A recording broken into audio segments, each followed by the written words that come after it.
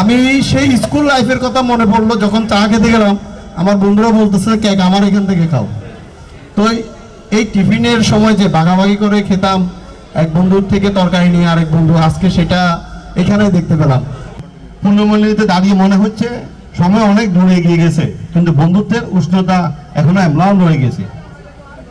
সেই ক্লাসরুম, সাথে করা শাসন, পরীক্ষার আগে রাতে উৎকণ্ঠা আর ফলাফলের দিনের আনন্দ, সব স্মৃতি আজ এক নতুন প্রাণ সৃষ্টি করল। মিরেশ্বরে উপজেলার যেসব বন্ধুরা আছে দেশের বিভিন্ন জায়গায় ছিটিয়ে ছড়িয়ে থাকে, তাদেরকে আমরা একত্রিত করে একটা আড্ডা, একটা মিলন মেলা করা, এটা আমাদের লক্ষ্য। এটার পাশাপাশি আমাদের ভিতরে কিংবা সমাজের বিভিন্ন পর্যায়ে যারা কম অবস্থান সম্পন্ন আছে, যারা দুর্বল আছে, তাদের বিভিন্ন কাজে চিকিৎসা সহায়তা বা বিভিন্ন সাহায্য যেগুলো আমরা এগুলা করা অলরেডি এর ভিতরে আমরা কয়েকজনকে, আমাদের বন্ধুরা অনেকজনকে আমরা সহযোগিতা করেছি।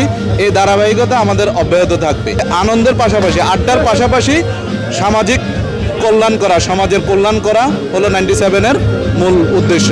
এটার পাশাপাশি আমাদের এটা তৃতীয়, আমরা এটা ধারাবাহিকতা রক্ষা করতে চাচ্ছি।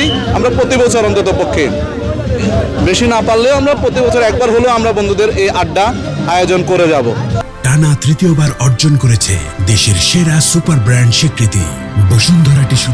অনেক ভালো লাগছে, কারণ আমি একদম ছোটবেলার বন্ধু বান্ধবীদের পেয়েছি কাছে, ওদেরকে দেখে আমার অনেক ভালো লাগছে।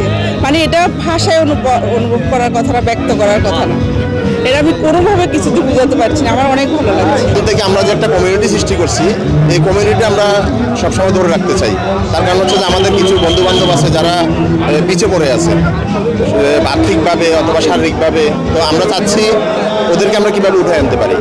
আমরা আমাদের বন্ধু বান্ধবদের এই গ্রুপের মাধ্যমে আমরা আমাদের বন্ধু বান্ধবদের সহায়তা করতে চাচ্ছি।